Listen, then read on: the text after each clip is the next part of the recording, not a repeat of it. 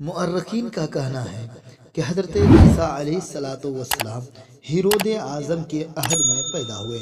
جیسا کہ کہا گیا ہے وہ اہل روم کا باز گزار تھا اور یہودی نہ تھا بلکہ رومی تھا، جو حضرت یعقوب علیہ السلام کے بڑے بھائی عیسو کی اولاد تھی۔ یہودی اس کو غاصب سمجھتے اور اس سے ناخوش تھے، تاہم اس نے سروار کاہن کی لڑکی سے شادی اور ہیکل کی ازسر نو تعمیر اور اس کی آرائش و زیبائش پر بے شمار دولت خرچ کر کے یہودیوں کے دل میں گھر کرنے کی بہت کوشش کی۔ یہ شخص بڑا ظالم اور سفاک تھا۔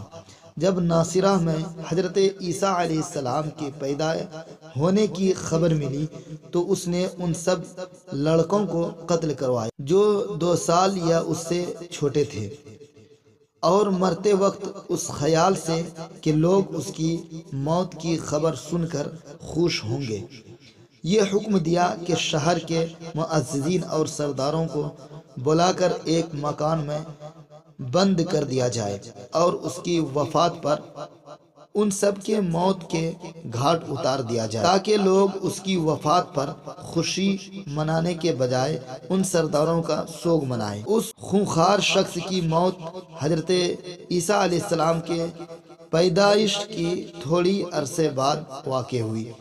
یہودیہ کے سلطنت اس کے فرزندوں میں تقسیم ہو گئی۔ یہودیہ ملک شام کا ایک صوبہ ٹھہرایا گیا اور ارخلاؤس اگرپا اپنے باپ کی جگہ یہودیہ کا حکمراں ہوا۔ عیسائی مورخین کا کہنا ہے کہ حضرت عیسیٰ علیہ السلام کی والدہ انہی بیت المقدس میں 4 سال کی عمر میں لائیں تاکہ ہیکل میں خدا کی حضور نذرانہ گزارا جائے، اور اس طرح حضرت عیسیٰ علیہ السلام قانونی بیٹا قرار پائیں۔ تاریخ بتاتی ہے کہ اس وقت شہر میں 2 مذہبی گروہ فریسی اور فقیہ تھی۔ فریسی قدیم یہودیت کی نمائندگی کرتے اور فقیہ لبرل تھے، اور اپنے اپنے عقائد میں دونوں گروہ متشدد تھے۔ ان کے علاوہ ایک تیسرا گروہ ان لوگوں کا تھا جن میں مذہب کا فقدان تھا، جو انسانی حیات و جذبات کو اہمیت دیتا، عیش و عشرت کو مقصد زندگی گرد اتنا، اور بیت المقدس کے ٹھیٹھروں اور قبیلوں کے سرپرستی کرتا تھا۔ اول الذکر دونوں طبقوں رہنما نیک اور سادہ تھے، جب مؤخر الذکر طبقہ کی سرپرستی بادشاہ اور اس کے درباری کرتے۔ اسی طرح شہر میں مختلف زبانیں رائج تھیں۔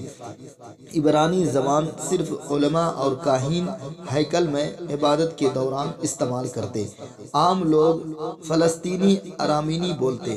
حضرت عیسیٰ اور ان کے حواریوں کی زبان تھی، اور شاہی دربار اور کیمپ میں سادہ یونانی رائج تھیں۔